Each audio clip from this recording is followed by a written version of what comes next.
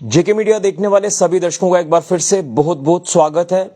आज हम बात करेंगे वेदों की, आज हम बात करेंगे मंत्रों की और बात करेंगे योगा की। ये सारी जो चीजें हैं इससे कितना लाभ होता है ये आज जानने की हम कोशिश करेंगे। तो आज हमारे साथ बातचीत करने के लिए मौजूद हैं चारों वेदों को ज्ञाता योगाचार्य श्री स्वामी राम स्वरूप जी महाराज। आज इनसे हम जानने की कोशिश करेंगे कि कितना लाभ इन चीजों से होता है, लेकिन कहीं ना कहीं कुछ ऐसी मिथ भी है अलग अलग चीजों को लेकर, उसको लेकर भी आज मैं बात करने की कोशिश करूंगा। लेकिन मैं ये कहना चाहता हूं आगे बढ़ने से पहले कि सनातन को आप जितना डीप जाकर समझोगे उतना ही आपको ज्ञान प्राप्त होगा, उतना ही आपको सनातन के बारे में पता चलेगा। तो गुरुजी से बात करने की कोशिश करते हैं। समय लिया हमने आज, इन तमाम चीज़ों के बारे में जानने की हम कोशिश करेंगे। गुरुजी सबसे पहले तो हम आपको दंडवत प्रणाम करते हैं और आपने अपना समय दिया कीमती, आपका बहुत बहुत धन्यवाद। तो यही शुरुआत करूँगा कि योगा आज के वक्त में बड़ा ज़रूरी है। योग करने से दिक्कतें परेशानियाँ दूर होती हैं, मन हल्का होता है। तो मैं यही बात आपसे जानने की कोशिश करूँगा। शुरुआत में योगा को लेकर मैं जानने की कोशिश करूँगा आपसे। ऐसा है कि हमें ये समझना पड़ेगा कि संसार में जो कुछ भी दिख रहा है या नहीं भी दिख रहा है वो सब वेदों से ही निकला है। तो जैसे यजुर्वेद में कहा, उपयाम गृहीत असि मघवन सोमम पाही। उप मैंने नजदीक, याम में ना यम, नियम, आसन, प्राणायाम, प्रत्याहार, धारणा, ध्यान, समाधि, ये योग के 8 अंग हैं। अष्टांग योग विद्या है ये। तो यजुर्वेद कह रहा है कि ऐ जीव, तू अष्टांग योग करने के लायक है। सोमम पाही, आनंद की रक्षा कर, क्योंकि योग से सारे दुखों का नाश होकर के आनंद प्राप्त होता है। आनंद तब तक प्राप्त नहीं होता जब तक जीवन में समस्याएं हैं, परेशानियां हैं, बीमारियां हैं। तो कृष्ण महाराज ने भी कहा, योगो भवति दुःखः, योगाभ्यास से दुखों का नाश होता है। इसलिए अष्टांग योग साधना का जो भी अभ्यास करेगा और ये समझ के करेगा कि ये तो भगवान की देन है, यानी वेदों की देन है, तो उसको निश्चित ही 100% लाभ होगा। और जो योग के अंग जानते भी नहीं है, वो यम नियम को नहीं जानते, वो आसन प्राणायाम की बातें करते हैं, तो वो योगा नहीं है, वो योग नहीं है। योग तो पूरा है अष्टांग योग विद्या, और उसमें हम काट छांट करके उसका रूप ही बिगाड़ देते हैं वेदों से, वेदों लायक रहने ही नहीं देते, तो फिर वो विद्या नहीं रहती, अविद्या हो जाती है, वो दुख देती है। हाँ। मेरा अगला सवाल ये भी है कि कुछ लोगों को, या हम यूँ कहें तो कुछ सनातनी को भी नहीं पता होगा कि वेदों में और श्लोकों में क्या अंतर है। आप इसके ऊपर भी थोड़ा सा अगर दृष्टि डालेंगे तो ये चीज़ें भी क्लियर हो जाएंगी। देखिए, वेद मंत्र तो ईश्वर से उत्पन्न होते हैं और श्लोक जो हैं वो मनुष्य से उत्पन्न होते हैं। तो जितने भी मनुष्य की रचनाएं हैं, कविताएं हैं इत्यादि, वो तो श्लोकों में आ जाती है, कविताओं में आ जाती है। लेकिन जो वेद से निकले हैं वो तो मंत्र हैं, उसमें भी कविताएं हैं सामवेद की, लेकिन वो ईश्वर से उत्पन्न है, तो वो अविनाशी हैं, अचल हैं। लेकिन जो मनुष्यों से निकले श्लोक हैं वो प्रलय में खत्म हो जाते हैं, सब कुछ खत्म हो जाता है, बीच में भी खत्म हो सकते हैं, वो नाशवान होते हैं। यानी वेद मंत्रों का जब हम उच्चारण करते हैं तो सीधा डायरेक्ट कांटेक्ट जो भगवान से हो जाता है, वो भगवान से होता है, भगवान सुनता है।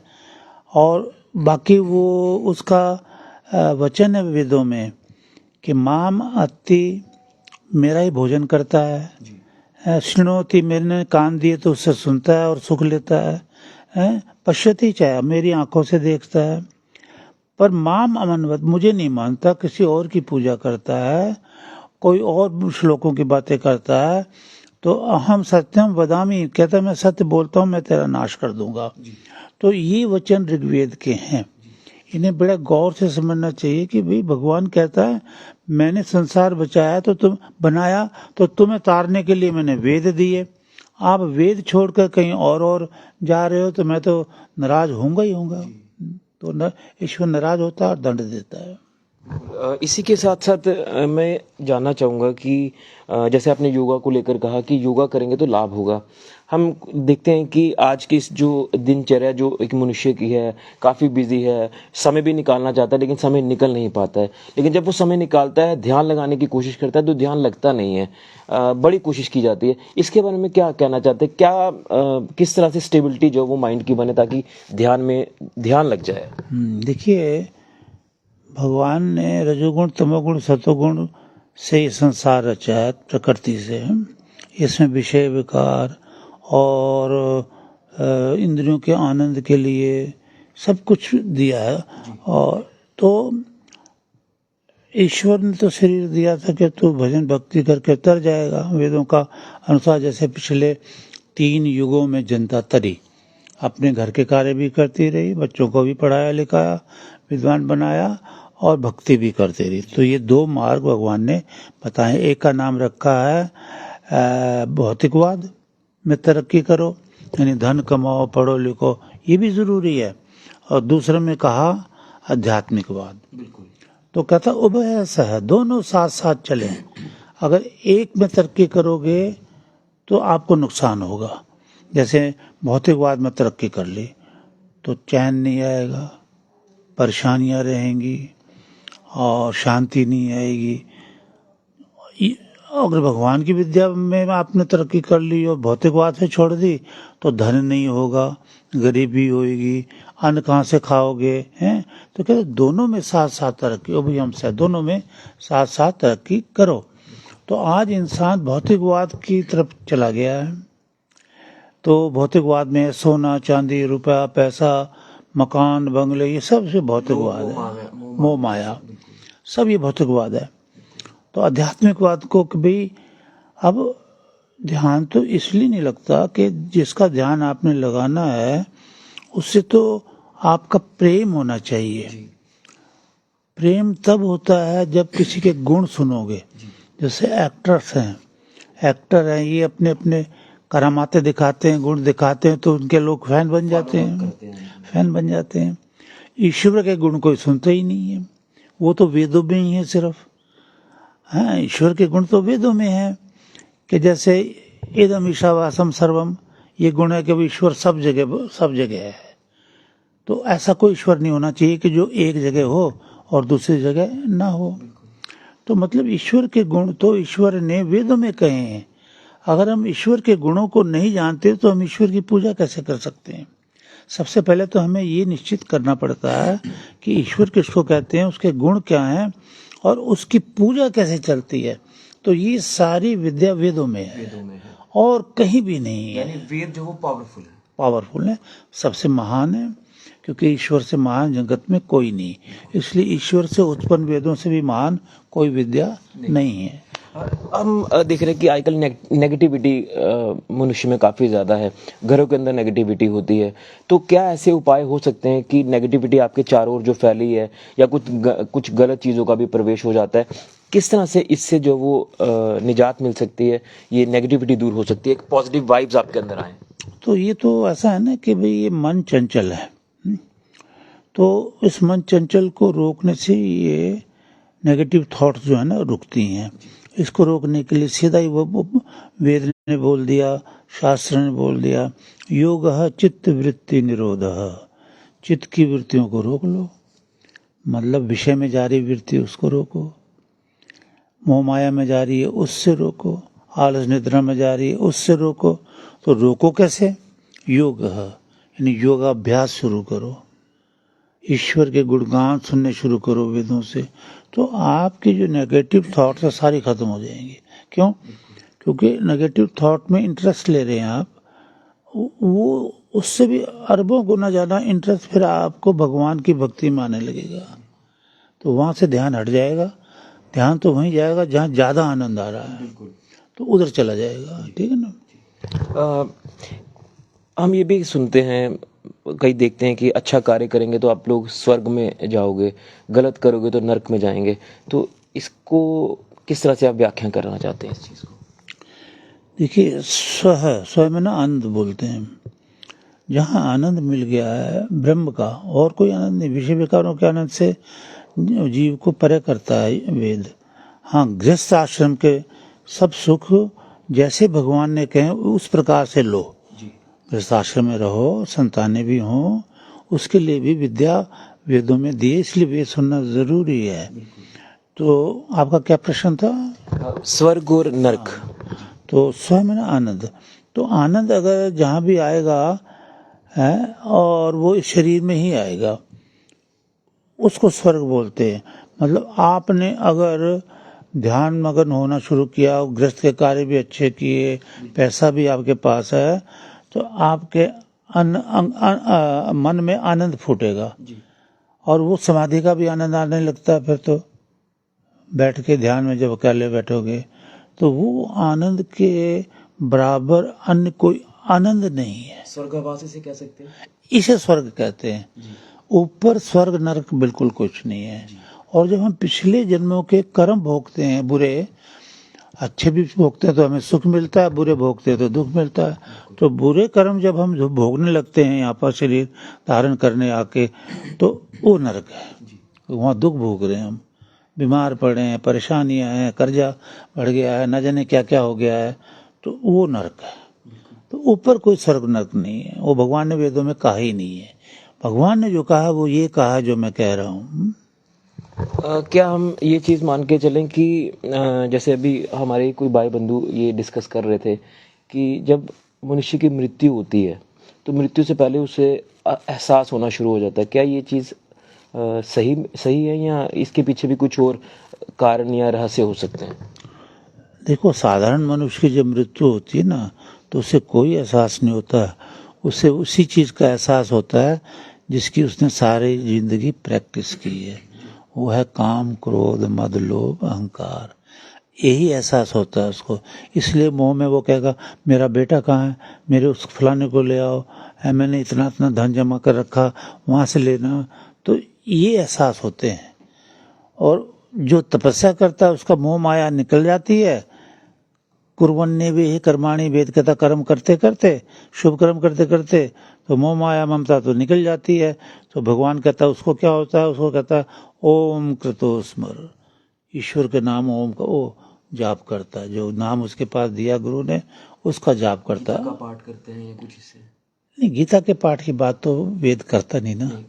वो इसलिए नहीं कि गीता तो अब लिखी है कृष्ण महाराज ने या महाभारत में, और वेद अनादि सनातन ने। श्लोक हो गए फिर आपके? हाँ, ये तो श्लोक है, गीता के तो श्लोक हैं। लेकिन कहते हैं ना कि जो कह रहे हैं वो देखो, जब जो सुना है हमने कि वो यमराज आ रहे हैं या इस तरह से चीजें होती हैं। हाँ, तो अथर्ववेद में इसका भी भ्रम तोड़ा भगवान ने कि यमराज नहीं, मैं अकेला ही सब कुछ करने वाला हूँ, मुझे कोई असिस्टेंट नहीं चाहिए। तो इसलिए भगवान ने यमराज के बारे में कहा कि मेरे यमराज तो ये हैं जैसे एक्सीडेंट हो गया, ये मेरा यमराज है। जैसे किसी को बिजली ऊपर पड़ गई और मर गया, ये मेरा यमराज है। आकस्मिक मृत्यु कैसे? हाँ, वो जो स्वाभाविक भी आ रही है पर वो प्रकृति की तरफ से आ रही है। बहुत बीमार होके मर गया क्योंकि उसने ऐसे पाप किए कि बीमारी उसके छोड़ ही नहीं पाई है ना। तो ये चीजें जो हैं यमराज हैं, वैसे कोई यमराज नहीं है। वेद क्लियर कहता है कि ईश्वर कहता है सारे कर्म मैं, ये नहीं है कि भी इंद्र वर्षा बरसाएगा, कहता ये भी मेरे हाथ में है। हर चीज कंट्रोल जो है वो भगवान की एक शक्ति के हाथ में है। मैं आपको सुन रहा था अभी, आप जब मंत्रोच्चारण कर रहे थे, वेदों का ज्ञान दे रहे थे, तो यज्ञ कराना बड़ा जरूरी है। तो इसको लेकर क्या आप जानकारी या आप बताना चाहते हैं सनातनियों को कि जिससे शुद्धता होती है, घरों के अंदर शांति आती है, ग्रह क्लेश दूर होते हैं, एक पॉजिटिविटी ऊर्जा का संचार होता है, इसको लेकर क्या कहना चाहते हैं? देखिए, घर में शांति है तो सब जगह शांति हो जाती है। तो भगवान ने यज्ञ का रूप दिया है कि यज्ञम कुरु यज्ञम कुरु, यज्ञ करो यज्ञ करो। यज्ञ है ईश्वर से नाभि भुवन से नाभि। यज्ञ इस संसार की समझो जैसे कि एक नाभि होती है, मनुष्य की नाभि होती है, वो डिग जाए तो बड़ा कष्ट होता है। ऐसे यज्ञ डिग गया यानी मनुष्य अब यज्ञ नहीं कर रहे तो बड़ा कष्ट हो रहा है ना। तो यज्ञ जो है घर से शुरू होता है। देव पूजा संगतिकरण दानेशु इति यज्ञः। यज्ञ किसे कहते हैं कि देव पूजा। देव पूजा में माता मातृदेवो भव, पितृदेवो भव, अतिथि देवो भव, आचार्य देवो भव। कि माता की सेवा करो। क्यों? क्योंकि माता देवी है, हमें जन्म देती है ना, तो उसकी सेवा करो, ये यज्ञ का अंग है। पिता धन कमा के ला के परवरिश करता है, उसकी सेवा करो, ये भी यज्ञ का अंग है। देव पूजा, अतिथि देवो भव।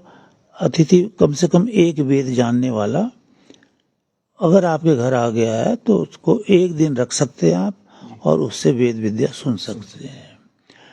और अगर 2 वेदों का आ गया जानकार तो 2 दिन रख सकते हैं। त्रिवेदी अगर 3 वेदों का आ गया तो 3 दिन, 4 वेदों का आ गया तो फिर चाहे सारी उम्र। जैसे भगवान राम ने कि यहाँ हमेशा ऋषि मुनि यज्ञ करते रहे और महल में रहते थे, और ऐसे कृष्ण महाराज के है ना। तो यज्ञ तो ये है कि घर से शुरू हुआ कि भाई आप घर में माता पिता अतिथि गुरु की सेवा करते हो, आचार्य देवो भव, गुरु की सेवा करते हो कि नहीं करते हो। और गुरु भी नहीं है और सेवा भी नहीं है तो आप चाहे आहुतियाँ डालो, पुण्य कम मिलेगा लेकिन पूरा पुण्य नहीं मिलेगा। हाँ, क्योंकि आपका आचार्य ही नहीं है, आचार्य की सेवा नहीं है, वेद विद्या नहीं सुन रहे हो, है ना। श्रुतम तपः, सामवेद कहता वेद सुनना ही तप है, वेद सुनना ही तप है। तो आज इंसान ये तप नहीं कर रहा और भटक रहा है जगह जगह। देखो मनुष्य का, आप तो समझदार हैं तो समझने की बात यही होती है कि भाई ये संसार रजोगुण तमोगुण सतोगुण से बना। जैसे मैंने पहला कहा, रजोगुण में विषय विकार, तमोगुण में आलस निद्रा इत्यादि, सतोगुण में अहंकार, वो बोलना। तो इससे हमारी बुद्धि भी बनी है, शरीर भी बना है। तो हम जो कुछ भी कहेंगे बोलेंगे इस बुद्धि से तो कहें। यूएनओ किस लिए बनी है? बुद्धि से तो बनी है। इंसानों की मीटिंग बैठी और कह रही है जी अब युद्ध नहीं होगा, युद्ध तो हो रहे हैं। मेरा मतलब समझ गया, अगर बुद्धि में हमारी सबकी अगर तपस्वी नहीं है कोई, तो उसकी बुद्धि में रजोगुण तमोगुण सतोगुण है, यानी विषय विकार भी है, आलस निद्रा भी है, और अहंकार भी है, अभिमान भी है, क्रोध वगैरह सब है, काम क्रोध मद लोभ अहंकार। तो इससे छू करके आप जो कुछ भी लिख रहे हो, जो भी प्लान बना रहे हो, जो भी कुछ कर रहे हो, इस बुद्धि से कर रहे हो। तो इस बुद्धि में तो ये चीजें गंदी, तो वही गंद आगे जा रहा है। चाहे आप राम राम कहो चाहे कुछ कहो, पर निकलेगा वहां से। तो इसलिए वहां से निकलने के कारण उसमें गंदगी है। इसलिए भगवान ने कहा कि मनुष्य जो पुस्तकें इत्यादि विचार निकलते हैं ना अपक्रमत, उनसे दूर हो जाओ, है ना। और वेदों के उपक्रमत उनके पास आओ, वो विद्या सुनो, क्योंकि उन्होंने तपस्या की है तो अपनी बुद्धि से अवगुण निकाल दिए हैं। उनकी बुद्धि से रजोगुण तमोगुण सतोगुण निकल गया है ना, उनकी बात सुनो। तो ऐसा विद्वान मिलना मुश्किल हो रहा है, और वो भी रहे तो कोई सुनता नहीं है। यानी कहने का भावार्थ यह है कि जिनको वेदों का ज्ञान हो जाता है उसकी मनुष्य की जिंदगी बड़ी सरल हो जाती है और डायरेक्ट कांटेक्ट भगवान से होना शुरू हो जाता है, और विषय विकार सब खत्म हो जाते हैं। हाँ, इंद्रियों पे उसका संयम हो जाता है। तो क्या गुरुजी आप सनातनियों को संदेश देना चाहते हैं कि वो अपने लाइफस्टाइल को बदलें, जो दिनचर्या में कार्य वो करते हैं लेकिन एक समय थोड़ा सा भगवान के लिए निकालें, यज्ञ आहुतियां इस तरह से चीजें होनी चाहिए? ये तो प्रत्येक गृहस्थी को भगवान ने वेदों में समझाया है कि भाई हम प्रजापति ही प्रजापति बोलते हैं गुरु को, वेदों के ज्ञाता को, उसके पास जाओ और वेद सुनो। ये अथर्ववेद का दूसरा तीसरा ही मंत्र है। और श्रुतेन मां विराधसी, वेद सुनना प्रभु हम ना छोड़ें। तो गृहस्थियों को, सनातन धर्मियों को, सनातन का मतलब होता है अनादिकाल से चला आ रहा है, जिसका शुरुआत ही पता नहीं है, शुरुआत ही पूरी दुनिया ही सनातन है। सनातन है। चलो बनती है बिगड़ती है, बनती है बिगड़ती, सनातन है। तो सनातन धर्म जो है वो वेद है, वेद से सारी बातें निकली हैं। किसी ने तोड़ मरोड़ के वहाँ गलत निकाल ली हैं, किसी ने ठीक भी निकाली हैं, तो लेकिन है सारा वेद। तो वेदों को सुनना गृहस्थियों का परम धर्म है। और कोई अगर वेद सुनता है तो वो वेदों में खुद जान जाएगा कि भगवान ने वेदों में लिखा है, कहा है कि तुम्हें वेद सुनने चाहिए। जैसे मैंने अभी बताया ना कि श्रुतेन मां विरादिसी, अथर्ववेद कह रहा है सुनना, वेद सुनना मत छोड़ो, कह दिया ना। तो हर गृहस्थी को चाहे एक पन्ना चाहे आधा पन्ना किसी महापुरुष से, किसी से भी सुनना चाहिए, और उसके दुखों का नाश होने लगेगा। और आहुति डालने के लिए वेद मंत्र में कहा है, यह अग्नि ददाश, जो अग्नि में आहुतियां डालता है, तस्य माया है रिपु, माया मैंने माया ही है विषय का, रिपु मैंने दुश्मन, न ये शीत कुछ नहीं बिगाड़ सकता उसका, ना माया उसको कुछ बिगाड़ पाएगी और ना दुश्मन, अगर कोई नित्य आहुतियां वेद मंत्रों से डालता है। तो हर गृहस्थी को नित्य वेद मंत्रों से आहुतियां डालनी चाहिए। ये ईश्वर ने गृहस्थियों को ये ज्ञान दिया है। उसी में से ब्रह्मचारी भी कई निकले आते हैं, समाधि पुरुष बन जाते हैं, ऋषि बन जाते हैं। अब जो कोई वेद सुनेगा ही नहीं तो ऋषि मुनियों का तो दौर ही चला गया। अब ऋषि मुनि तो देखने को भी नहीं मिलते हैं। गुरुजी, आपने काफ़ी महत्वपूर्ण जानकारियाँ दी, सनातन से जुड़ी, वेदों से जुड़ी। आपका हम बहुत बहुत धन्यवाद करते हैं। थैंक यू, धन्यवाद, आशीर्वाद। तो ये हमारे साथ योगाचार्य श्री स्वामी राम स्वरूप जी महाराज, जिन्होंने वेदों को लेकर बड़ी ही महत्वपूर्ण जानकारी दी है। देखिए, हम पूजा पाठ तो दिनचर्या में करते ही हैं, लेकिन जो वेदों को जानता है, जो वेदों को समझता है, वो कहीं ना कहीं ईश्वर से उसका जो वो डायरेक्ट कांटेक्ट हो जाता है। रोग, बीमारियां, दुख, तकलीफें, दिनचर्या में जो आपको परेशानी है, उससे भी आपको राहत मिलती है, निजात मिलती है। इसलिए पूजा पाठ आप सब करते हैं, हम भी करते हैं, लेकिन वेदों को समझना जरूरी है। और वेद अगर आपको उसकी जानकारी हो जाती है तो फिर तो किसी तरह की कोई परेशानी ही नहीं रहेगी। आपके अंदर एक पॉजिटिविटी, एक ऊर्जा का संचार आपके अंदर हो जाएगा। इसलिए गुरुजी ने जो भी बातें कही हैं उसे आप अगर फॉलो करते हैं तो आप लोग जो है परेशानियों से दूर रहेंगे। इस वीडियो को आप ज़्यादा से ज़्यादा शेयर करें। वो सनातनी, तमाम सनातनियों से मैं अपील करूंगा कि वेदों को समझें, और ये चारों वेदों को ज्ञाता गुरुजी ने जो जानकारी दी है ये बड़ी महत्वपूर्ण है। समझने की कोशिश करिए, आपकी ज़िंदगी बदल जाएगी। फिलहाल के लिए मैं राहुल के साथ ऋषि खजूरिया, जेके मीडिया के लिए।